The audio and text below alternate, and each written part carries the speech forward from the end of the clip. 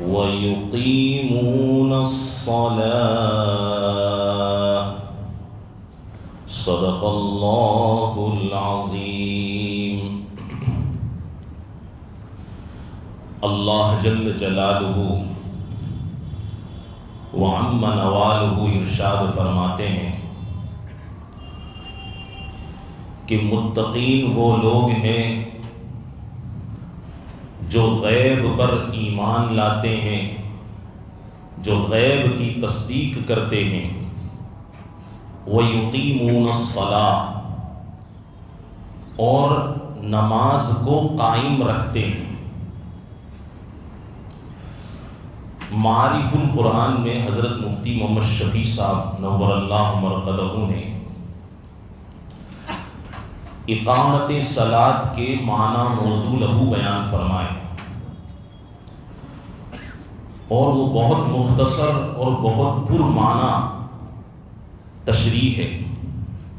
حضرت فرماتے ہیں کہ اقامت صلاۃ کا مطلب یہ ہوتا ہے کہ ایک مومن مرد مسجد میں نماز باجماعت کا اہتمام کرے، نماز کے فرائض کے ساتھ، نماز کے واجبات کے ساتھ اور نماز کے مستحبات کے ساتھ، یعنی من کل الوجوہ نماز کے جو تقاضے ہیں ان کو ہو بہو ادا کرے۔ فرائض تو یہ ہے کہ رکوع ہے، یہ فرض ہے، قیام ہے، فرض ہے، تکبیر تحریمہ ہے، فرض ہے، سجدہ ہے، یہ فرض ہے۔ تو یہ کوئی فرض ترک نہیں ہونا چاہیے، کیونکہ اس کے ترک سے نمازی نہیں ہوتی۔ واجبات یہ ہے جیسے خاص طور پر تعدیل ارکان کہ رکوع میں گئے آپ تو کم از کم 3 مرتبہ سبحان ربی العظیم پڑھنا چاہیے۔ ہم جلدی میں یہ کرتے ہیں کہ ایک بار سبحان ربی العظیم پڑھا، سجدے میں ایک بار سبحان ربی الاعلیٰ پڑھا، تو پھر یہ نماز اس حدیث کی وعید کے مطابق ہو جائے گی کہ جس میں نبی آخر الزمان صلی اللہ علیہ وسلم نے فرمایا کہ آخری دور ایسا آئے گا کہ لوگ نماز ایسے پڑھیں گے جیسے کہ مرغی دانے پر چونچے مارتی ہے۔ اسی لیے فقہاء نے حضرت امام ابو یوسف رحمۃ اللہ علیہ نے فرمایا کہ کم سے کم 3 مرتبہ سجدے میں سبحان ربی الاعلیٰ، رکوع میں سبحان ربی العظیم ہونا چاہیے، تو یہ نماز مرغی کے چونچ مارنے کے مشابہ نہیں ہوگی، وہی سے نکل جاؤ گے، جو تعدیل ارکان کہتے ہیں۔ تو یہ واجب ہے، اور واجب چھوٹ جاتا ہے تو نماز ہی کہلاتی نہیں ہے، نماز لگتی نہیں کہ نماز ہوئی۔ اس لیے سجدہ سہو رکھا کہ سجدہ سہو کر لو تو اس سے تلافی ہو جائے گی۔ مستحبات ہے، جیسے آخری قاعدے میں درود شریف کے بعد اللہم انی ظلمت نفسی ظلما کثیرا، یہ امر مستحب ہے۔ آپ نے یہ نہیں پڑھا، صرف درود شریف پڑھ لیا تو کوئی مسئلہ نہیں، آپ کی نماز ہو جائے گی۔ مگر حضرت علی میاں ندوی رحمۃ اللہ علیہ مسلم پرسنل لا بورڈ کے صدر تھے۔ حضرت رحمۃ اللہ علیہ فرمایا کرتے تھے کہ ہم اس بات کے لیے بھی تیار نہیں ہیں کہ نماز کے ایک مستحب کو بھی ہم چھوڑیں۔ حضرت یہ فرمایا کرتے تھے کیونکہ فقہ حنفی اتنا مدون ہے اور اتنا معتدل فقہ ہے کہ اس میں ہر چیز نبی کریم صلی اللہ علیہ وسلم کی احادیث سے، قرآن کریم سے لی گئی ہے، تو ہم اللہم انی ظلمت نفسی بھی پڑھ لیں گے۔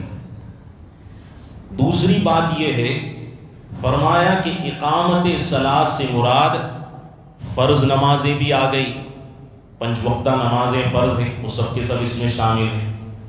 واجبات بھی آ گئے، جیسے کہ عید الفطر کی نماز ہے، 2 رکعت نماز واجب 6 زائد تکبیروں کے ساتھ، یہ بھی آ گئی۔ بقرۃ العید، بقری عید کی نماز ہے، یہ بھی واجب ہے، یہ بھی اس میں آ گئی۔ اور نفل نماز بھی اقامت صلاۃ کے تحت آ گئی۔ چنانچہ ہمارے اکابرین میں سے حضرت مولانا حسین احمد مدنی رحمۃ اللہ علیہ نفل نماز کا تہجد میں باجماعت اہتمام فرماتے تھے. ہمارے استاد مولانا رشد صاحب مدنی دامت برکات، وہ بھی چھتے کی مسجد میں تہجد کی نماز باجماعت کا اہتمام فرماتے ہیں. تو دیکھیے، تو نفل نمازیں، واجب نمازیں اور فرض نمازیں، یہ سب کے سب یقیمون الصلاۃ میں داخل ہے. اب دوستو ایک بات کی طرف توجہ فرمائیے. اللہ فرماتے ہیں یقیمون الصلاۃ، وہ لوگ ہیں متقی جو نماز کا اہتمام کرتے ہیں. تو یہ جو نماز کے معنی موضوع لہو میں نے بتائے، اگر اسی کے مطابق ہماری نمازیں ادا ہونے لگے تو پھر ہمیں اس حدیث سے فائدہ حاصل ہو سکتا ہے جس میں نبی کریم صلی اللہ علیہ وسلم نے فرمایا کہ قرۃ عینی فی الصلاۃ، میری آنکھوں کی ٹھنڈک اللہ نے نماز کے اندر رکھی. میری آنکھوں کی ٹھنڈک کس میں ہے؟ نماز میں.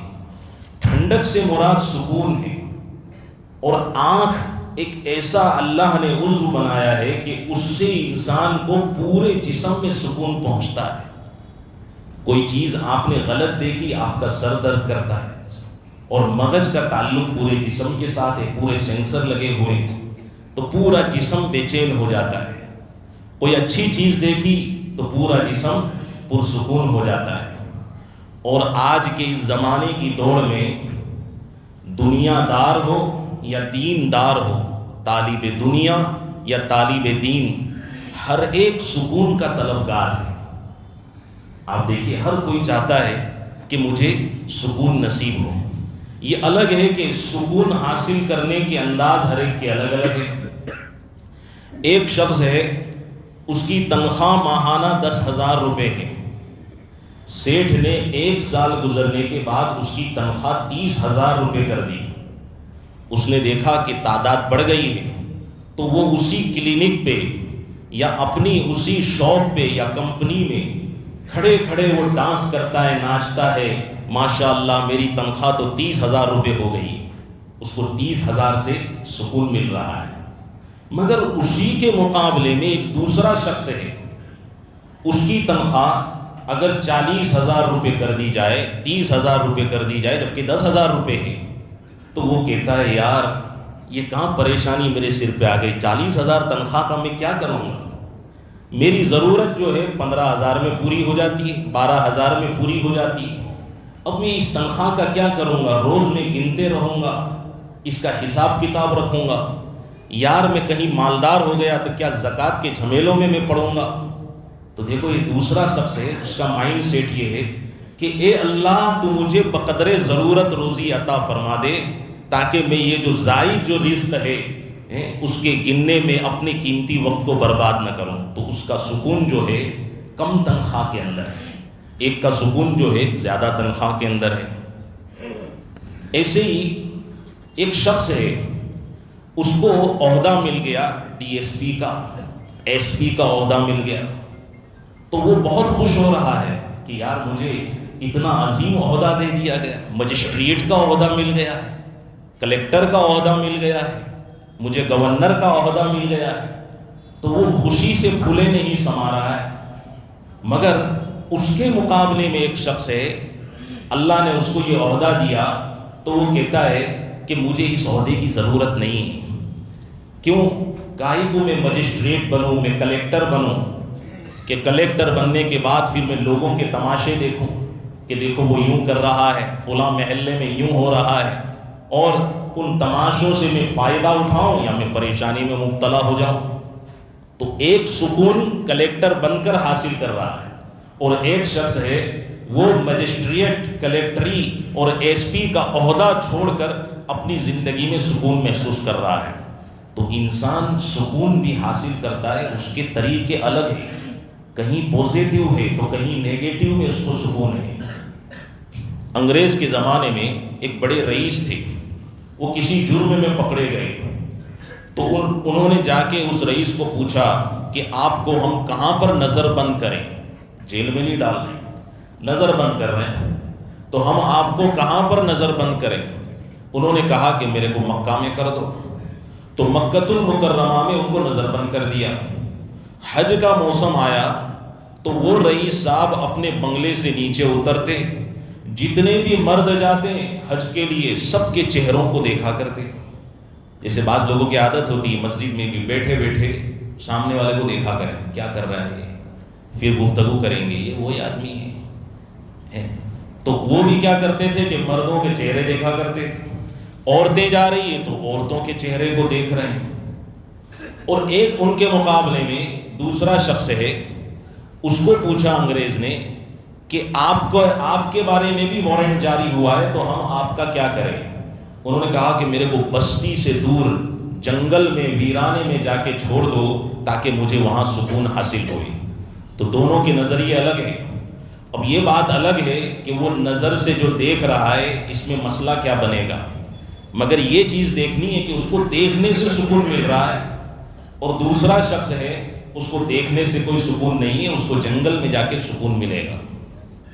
ایسے ہی ایک مثال یہ بھی ہے کہ خلفائے راشدین رضی اللہ عنہم اجمعین، حضرت ابو بکر، حضرت عمر، حضرت عثمان، حضرت علی رضی اللہ عنہم اجمعین، جب خلافت کا دور آیا اور حضرت ابو بکر کو خلافت دی گئی، حضرت عمر کو خلافت سے نوازا گیا، تو جب ان کو خلافت دی گئی تو یہ منع کر رہے تھے کہ کائی کو ہمارے سر پہ یہ خلافت کا قلادہ ڈالتے ہو کہ میں اس کو خلافت حاصل کر کے پھر امت کے غموم میں فکروں میں مجھے مبتلا ہونا پڑے گا، کتنی پریشانیاں اٹھانی پڑیں گی، تو یہ منع کر رہے تھے۔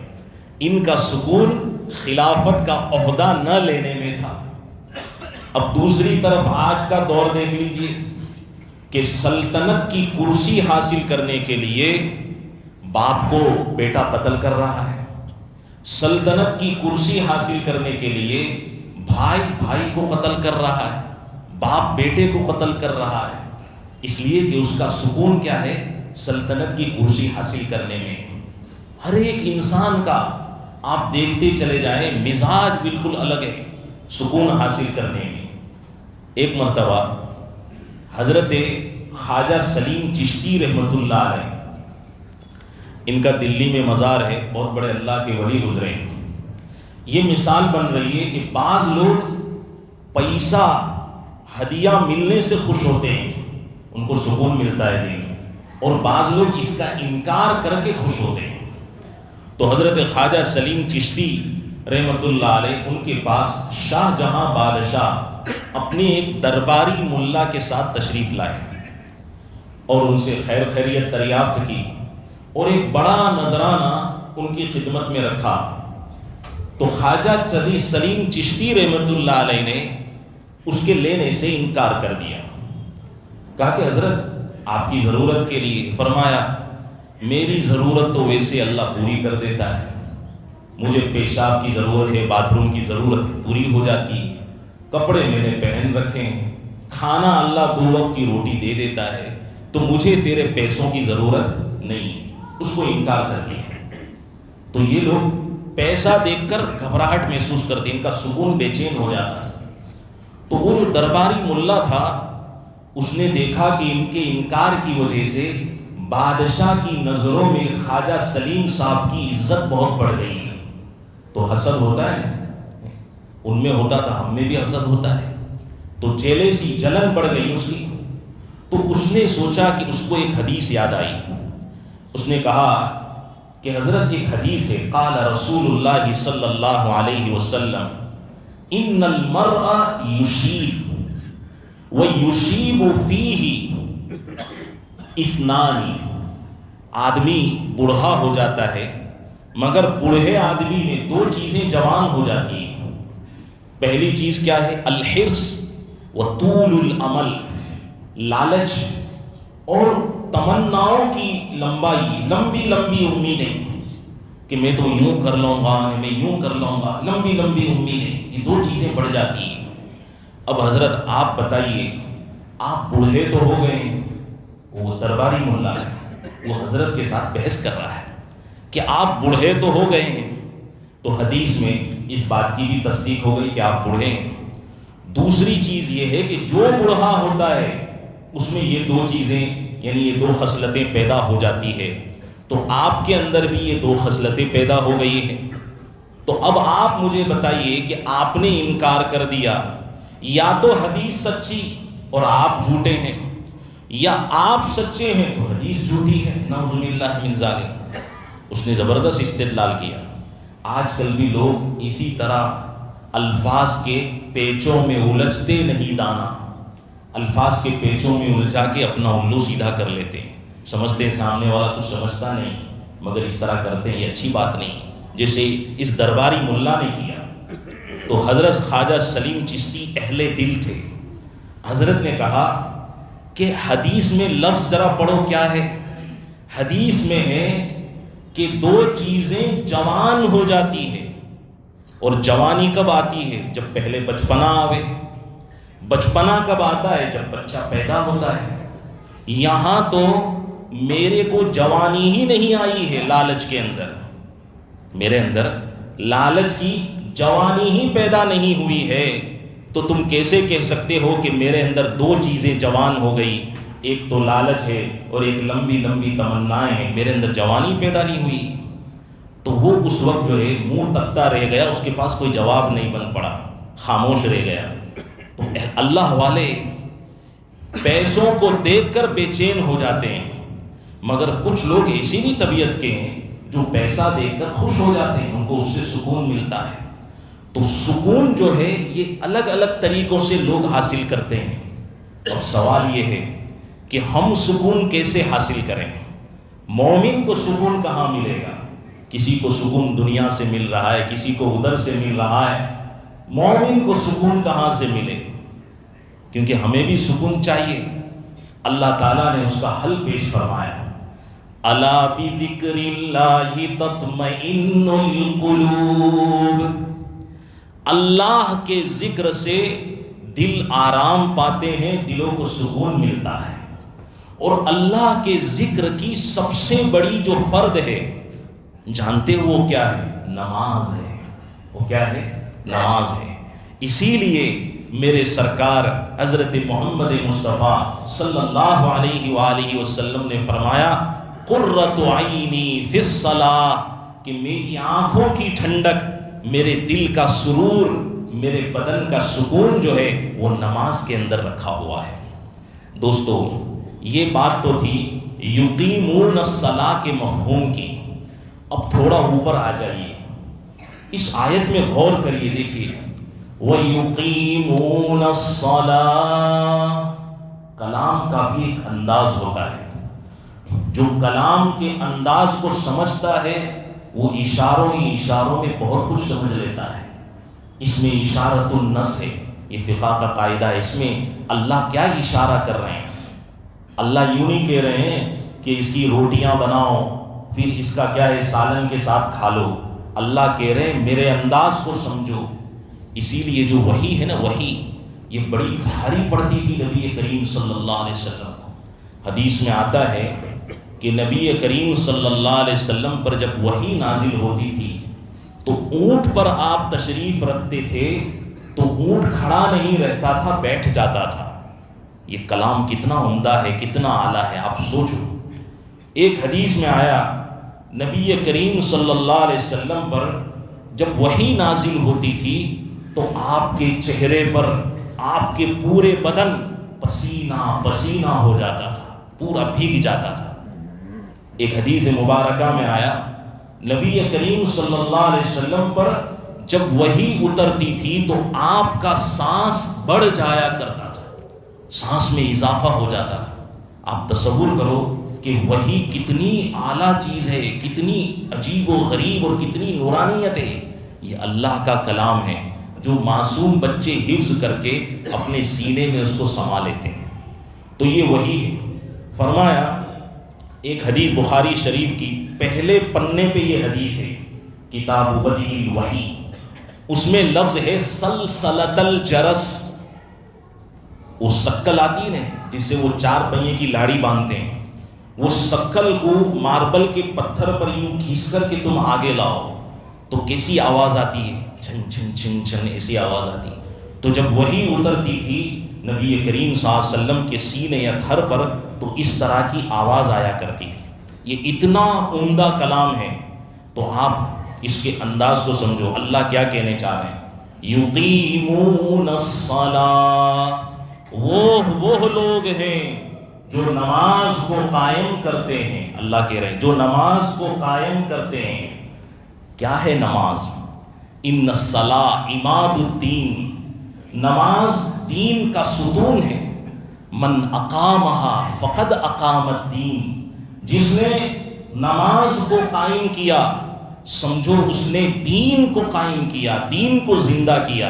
اپنے گھر میں، اپنی مسجد میں، اپنے محلے میں، اپنی سوسائٹی میں، سب اپنے شہر میں، ہر جگہ اس نے دین کو زندہ کر دیا.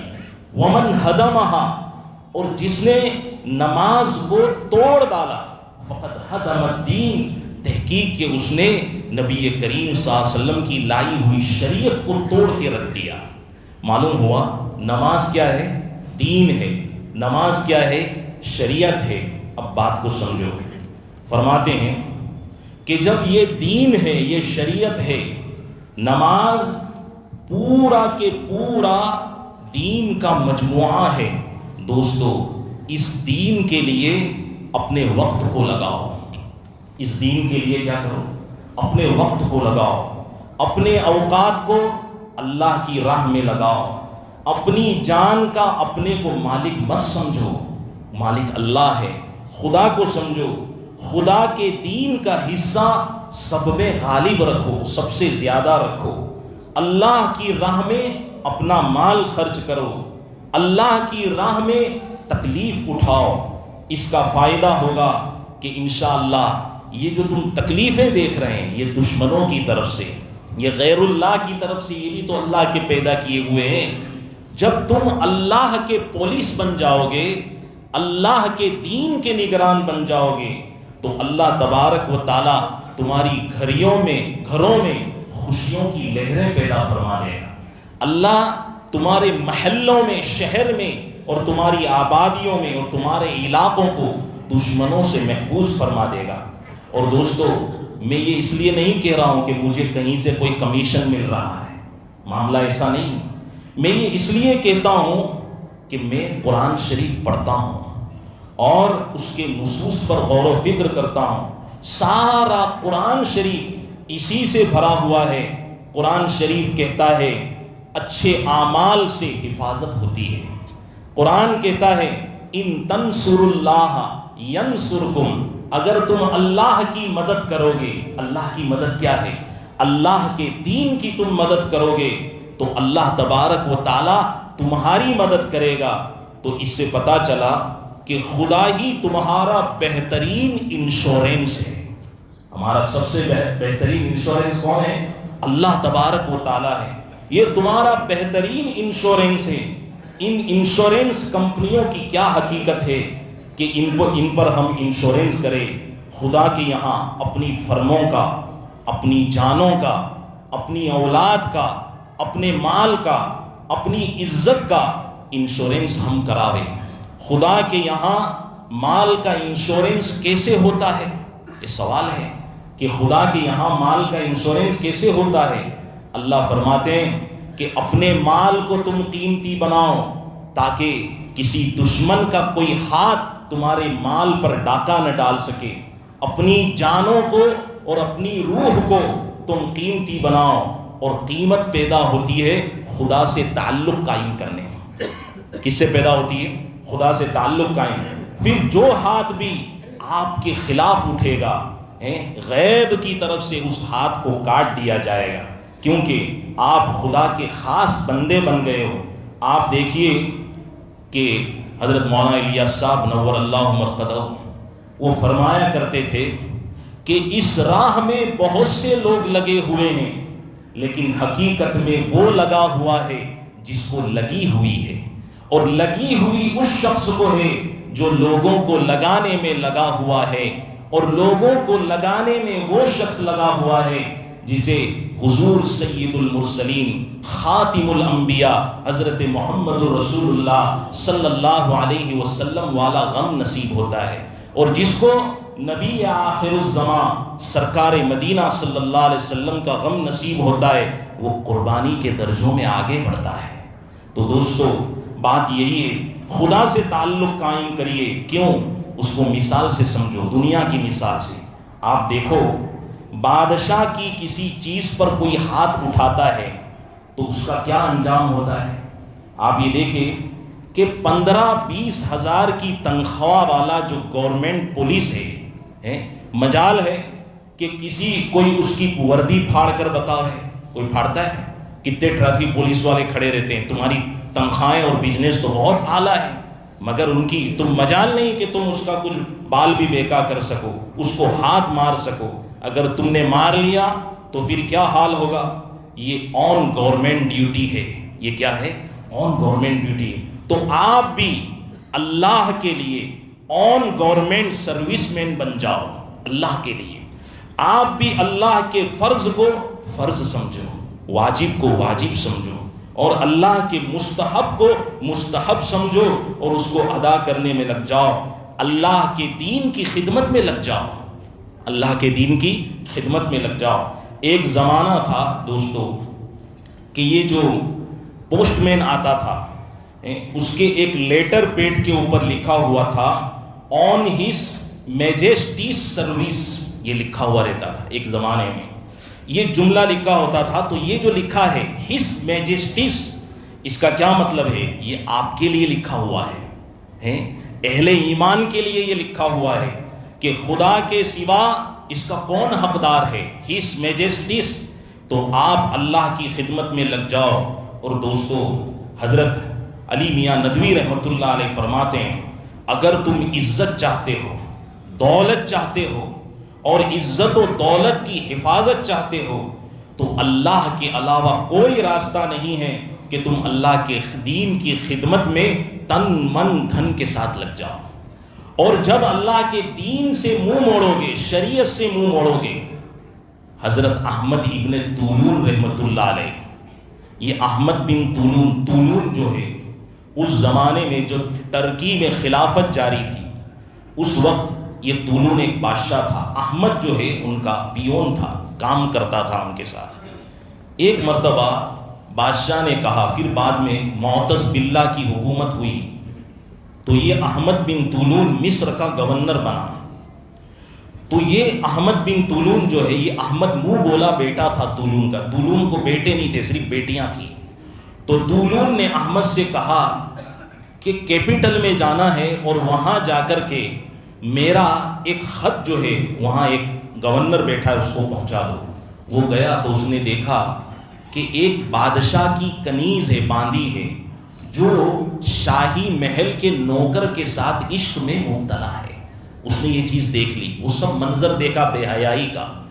وہ سیدھا شریف آدمی تھا، وہ خط دیا اور بادشاہ کے پاس چلا آیا۔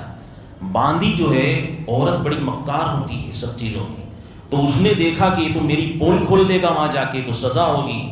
تو اس سے پہلے کہ وہ بادشاہ، وہ تو شریف آدمی تھا، اس نے بادشاہ کو کچھ بھی نہیں کہا۔ وہ گئی اور اس نے بادشاہ کے کان بھرے کہ یہ اچھا آدمی نہیں ہے، یہ دیکھو یہ خلاف شریعت بات سمجھا رہا ہوں کہ یہ اچھا نہیں ہے، یہ بے وفا ہے، یہ گنہگار ہے، یہ میرے ساتھ آنکھیں لڑاتا ہے، یہ ناپاک آدمی ہے، یہ سب باتیں کی۔ طولون نے اس کی ساری باتیں سن لی اور اس کی باتوں کو مان بھی لیا۔ پھر اس نے ایک خط لکھا اور اس کو سیل آف کر دیا اچھے سے لکھ کے، اور طولون نے احمد سے کہا کہ فلاں جو امیر ہے فلاں اسٹیٹ میں، اس کو جا کے تم دے دو۔ وہ جا کے دینے جا رہے تھے تو وہ کنیز نے دیکھا کہ یار یہ آدمی پھر سے جا رہا ہے، تو اس نے سوچا میں نے وہاں جھوٹ بولا ہے، اس جھوٹ کو میں پکا سچ بنا دوں، اس کے لیے ضروری ہے کہ میں یہاں اس کے سامنے بات کروں۔ تو بادشاہ وہاں محل سے دیکھ لے گا تو وہ سمجھ جائے گا کہ یہ جو کنیز بول کر گئی ہے وہ سچ ہے، حالانکہ پورا جھوٹ تھا۔ تو اس نے وہاں بات چیت کرنا شروع کی۔ تو احمد بولا ارے مجھے وہاں پر جانا ہے، خط پہنچانا ہے، کچھ نہیں، یہ میرا جو خادم نوکر ہے جو اس کے ساتھ عشق لڑاتا تھا، بے غیرتی بے حیائی کرتا تھا، اس کو تم دے دو، یہ پہنچا دے گا، اور تم کیا ہے یہاں پر کھڑے رہو۔ اس خط میں کیا لکھا تھا معلوم ہے؟ کہ یہ جو پرویٹیا خط لانے والا، لیٹر لانے والا شخص ہے، اس کو تم گرفتار کر کے اس کی گردن اڑا دو، یہ مجرم ہے۔ دیکھو اللہ کا نظام دیکھو۔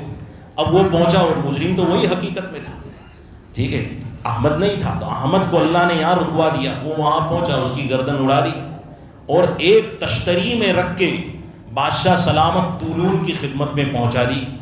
طولون نے جب دیکھا کہ ارے یار، وہ حیران ہو گیا کہ کس کا سر کون لے کے آ گیا، تو اس نے احمد کو بلایا اور پورا ماجرا اور پوری کیفیت سنی، تو وہ سمجھ گیا کہ اللہ تبارک و تعالیٰ بھی گناہ کرنے والے، دین کی مخالفت کرنے والے، شریعت کی خلاف ورزی کرنے والوں کو اللہ دنیا ہی میں سزا دے دیتا ہے، جیسے یہاں پر سزا دی۔ اور پھر اس کے بعد طولون نے مرتے ہوئے وصیت کی کہ میرا جب جنازہ اٹھ جائے تو میری کرسی پر اس احمد طولون کو بٹھانا، یہ سب سے بڑا ایماندار آدمی ہے۔ دوستو سمجھ میں آئے؟ اللہ تبارک و تعالیٰ سے دعا کریں اللہ ہمیں ان باتوں پر عمل کی توفیق عطا فرماوے۔ 3 اعلان ہے مختصر سے۔ پہلا اعلان یہ ہے کہ مسجد میں ترقیات کے کام چل رہے ہیں، آج آخری جمعہ ہے رمضان کا، تو آپ دل کھول کر مسجد کی جھولی میں اپنا تعاون پیش کریں، ساتھی وہاں کھڑے ہوں گے، آپ دل کھول کر تعاون کریں۔ دوسرا اعلان یہ ہے کہ آمبا واڑی کالی پل محلے میں اخلاص کمیٹی چلتی ہے، جو لوگوں کی زکاتیں ہیں، صدقۃ الفطر ہے، اس کی رقم مستحقین تک پہنچاتی ہیں۔ آپ اگر صدقۃ الفطر مستحق تک نہیں پہنچا سکتے تو آپ ان کو لکھوا دیں، یہ تمہارا کام کر دیں گے، اور تم ان کو جزاک اللہ بھی بولے، اس لیے کہ آپ کی خدمت کر رہے ہیں۔ اور ماشاءاللہ ابھی ان کے جو خاص ممبر ہیں انہوں نے ہم کو بتایا کہ الحمدللہ کل ہم نے سب کچھ جو ہے مائنس کر دیا، یعنی سب کو ہم نے کیٹیں پہنچا دی ہیں، آج مزید کام ہے، تو آپ لوگ بھرپور اس کا تعاون کریں۔ تیسرا اعلان جو ہے، ہمارے اسحاق بھائی ہیں ماشاءاللہ، انہوں نے میرے کو کہا تھا، میں بھول گیا تھا، وہ ہے اجتماع کا اعلان ہے۔ اپریل 16، 17، 18 بلیسور میں اجتماع ہے۔ تو دوستو یہ دل کو گرمانے کے موقع ہیں، اللہ کبھی یہ موقع دے اس کو غنیمت سمجھو، اس سے پہلے کہ اس کے دروازے بند ہو جاوے، تو ہم استقامت رکھیں گے، یہ دروازے کھلے رہیں گے، تو اس پر سبھی ساتھی فکر سے پہنچنے کی کوشش کریں۔ اللہ ہمیں عمل کی توفیق عطا